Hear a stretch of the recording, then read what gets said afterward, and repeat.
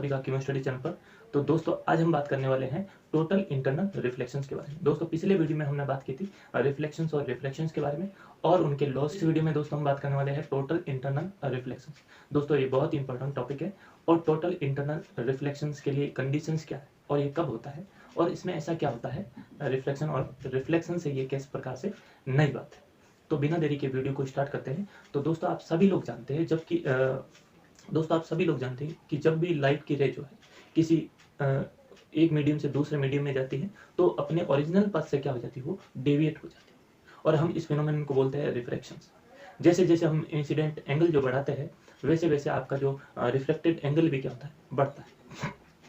जब लाइट की रे आपके किसी रेयर मीडियम से डेंसर मीडियम में जाती है तो वो क्या हो जाती है, नॉर्मल की ओर क्या हो जाती है, बैंड हो जाती है। It band toward the normal. और जब लाइट की रे जो है जब भी आपकी लाइट की रे जो है किसी डेंसर मीडियम से रेयर मीडियम में जाती है तो नॉर्मल से दूर होती है, यानी कि band away from the normal. जैसे हम इंसिडेंट एंगल को बढ़ाते जाते हैं रिफ्लेक्टेड एंगल भी बढ़ता जाता है। लेकिन एक इंसिडेंस एंगल ऐसा होता है जब आपकी रिफ्लेक्टेड रे है इंटरफेस के क्या हो जाती है, पैरेलल हो जाती है, इंटरफेस को लाई कर जाती है और उस कंडीशन में आपका रिफ्लेक्टेड एंगल एग्जैक्ट 90 डिग्री हो जाता है और उस इंसिडेंस एंगल को हम बोलते हैं क्रिटिकल एंगल।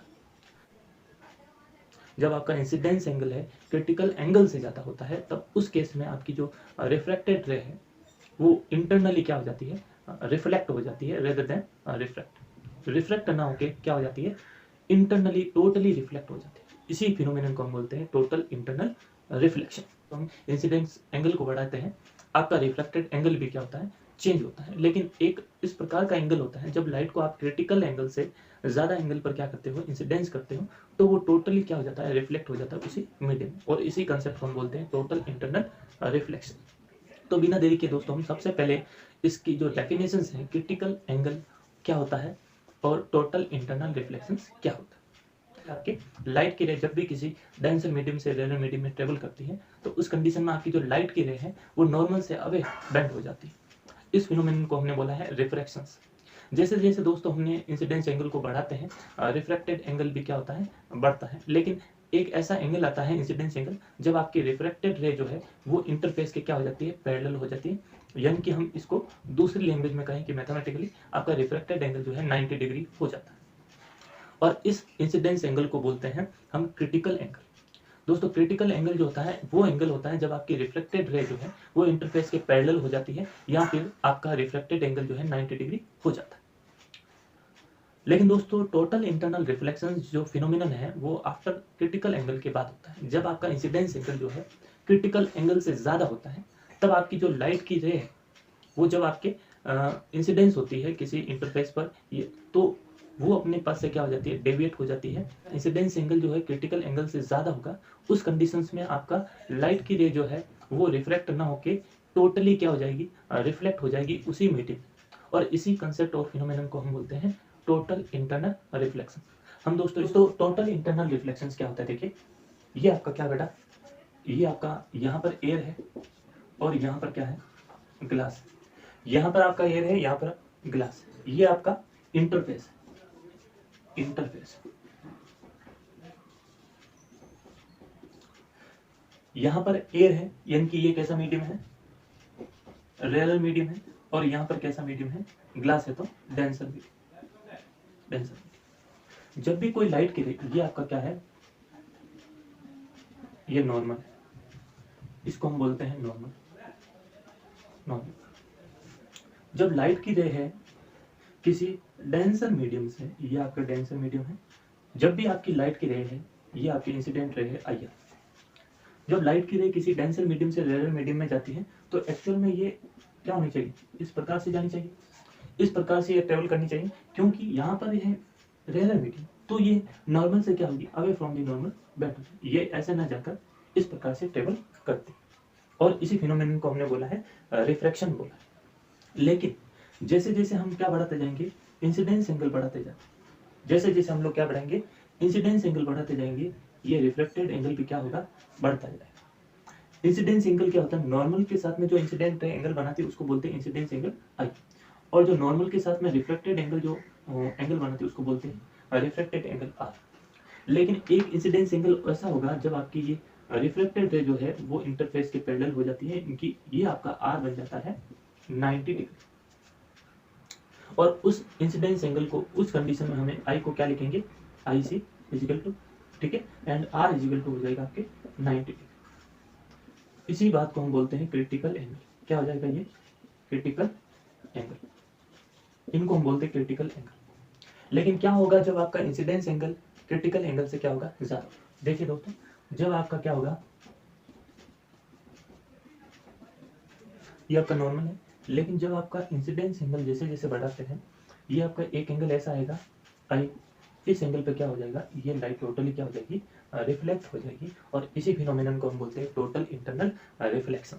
लाइट की रे जब आपके रेयर मीडियम से डेंसर मीडियम में जाती है तो बेंड टुवर्ड द नॉर्मल, और जब आपके डेंसर मीडियम से रेयर मीडियम में लाइट ट्रेवल करती है तो away from the normal bend हो।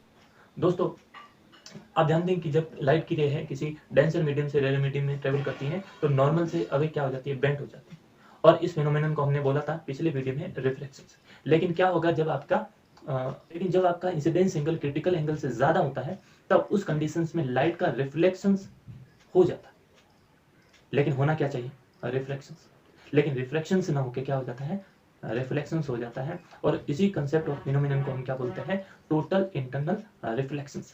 हम इसको समझने वाले, देखें वीडियो को ध्यान से देखें कि क्या होता है। दोस्तों ये आपका क्या है बेटा, इंटरसेप्ट।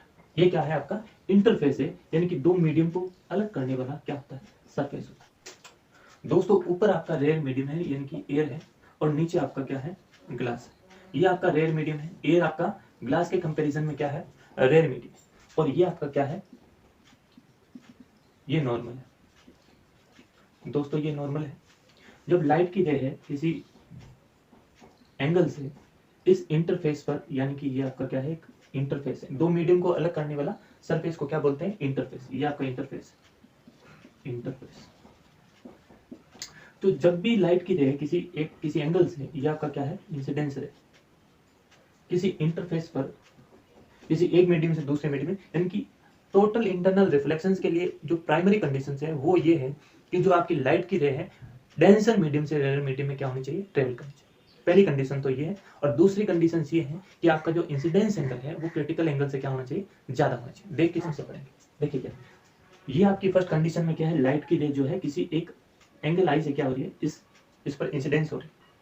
जब आपकी लाइट की रे इसके किसी एंगल आई से इस पर इंसिडेंस करेगी तो यहाँ पर मीडियम क्या है बेटा, ग्लास डेंसर मीडियम है, यहाँ पर रेयर मीडियम है। तो यहाँ पर कौन सा फिनोमेनन होगा, ये लाइट की रे जो है क्या हो जाएगी, अपने पास से डेविएट हो जाएगी। और डेविएट क्यों हुई है, क्योंकि यहाँ पर क्या है, मीडियम में क्या हो गया, चेंज हो गया। जब मीडियम में चेंज होता है तो लाइट अपने पथ को क्या कर लेती है, चेंज कर लेती है। तो लाइट ऐसी सीधी ट्रेवल ना होकर क्या हो जाएगी, अपने ओरिजिनल पथ से क्या हो जाएगी, डेविएट हो जाएगी। इस फिनोमेनन को हम बोलते हैं रिफ्रैक्शन। जो इंसिडेंस रे जो है, जो नॉर्मल के साथ में जो एंगल बनाती है उसको बोलते हैं एंगल ऑफ इंसिडेंस। और जो रिफ्रैक्टेड रे इसको बोलते हैं रिफ्रैक्टेड रे आर। इसको बोलते हैं आप लोग क्या बोलते हैं, आर। इसको बोलते हैं रिफ्रैक्टेड रे।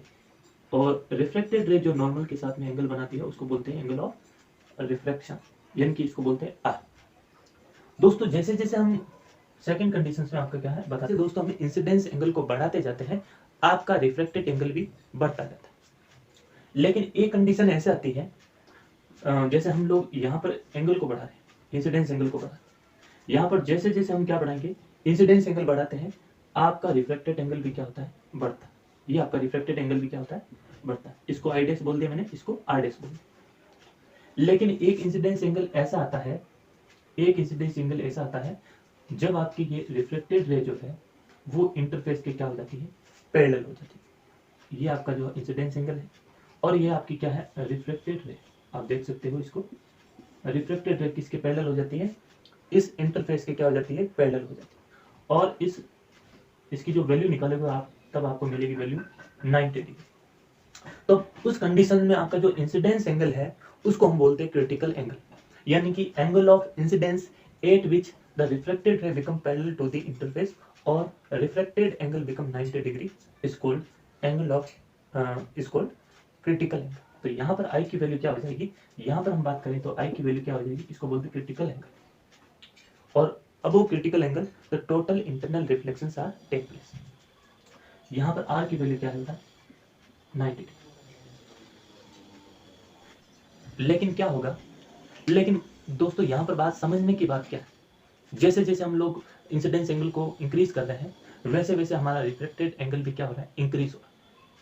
लेकिन एक कंडीशन ऐसी आती है जब आपका रिफ्लेक्टेड रे जो है वो इंटरफेस के पैरेलल हो जाता है, यानी कि 90 डिग्री हो जाता है। उस कंडीशंस में जो आपका इंसिडेंस एंगल है उसको हम बोलते हैं क्रिटिकल एंगल। लेकिन क्या होगा जब आपकी लाइट की रे है क्रिटिकल एंगल से ज़्यादा एंगल पर इंसिडेंस हो, तो उस कंडीशंस में आपका रिफ्लेक्शंस हो जाता है और उसी को हम बोलते हैं टोटल इंटरनल रिफ्लेक्शन। देखिए क्या होता है, ये आपका क्या है, नॉर्मल। लेकिन दोस्तों जब आपका इंसिडेंस एंगल क्या होगा, ज़्यादा होगा, क्या होगा, आपका इंसिडेंस एंगल ज़्यादा होगा। ये आपका इंसिडेंस एंगल आई है, और जब इंसिडेंस एंगल आपके क्रिटिकल एंगल से क्या होगा, ज़्यादा होगा, तो उस कंडीशंस में आपका क्या हो जाएगा, ये जो लाइट की रे है उसी मीडियम में क्या हो जाएगी, इंटरनली रिफ्लेक्ट हो जाती है, और इसी फिनोमिनन को हम बोलते हैं टोटल इंटरनल रिफ्लेक्शंस। ये आपका क्या है, एंगल ऑफ रिफ्लेक्शंस। तो जिस एंगल से यह लाइट की रे इस पर क्या हो रही थी, इंसिडेंस हो रही थी, उसी एंगल से ये क्या हो जाएगी, टोटली क्या हो जाएगी, रिफ्लेक्ट हो जाएगी। और यहाँ पर इंटरनली क्या हुई है, रिफ्लेक्ट हुई है, तो इसीलिए इसको क्या बोलते हैं, टोटल इंटरनल रिफ्लेक्शन। तो उस केस में क्या होगा, यहाँ पर आई की वैल्यू क्या होगी, ग्रेटर देन आई, आई क्या हो जाएगा, ग्रेटर देन आई से। तो उस कंडीशंस में आपका क्या हो जाएगा, टोटली क्या हो जाएगी, ये लाइट की रे इंटरनली रिफ्लेक्ट हो जाएगी, और इसी फिनोमिनन को हम क्या बोलते हैं, total internal reflection.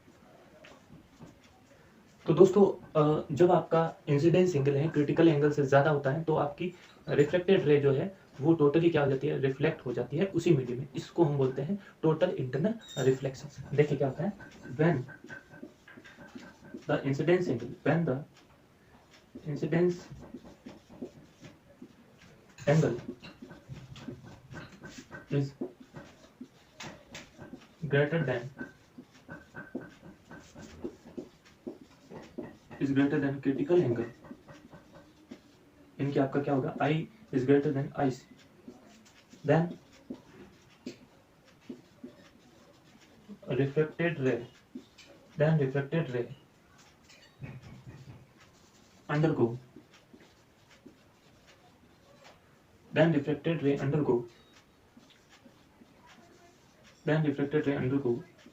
internal reflections. This phenomenon is called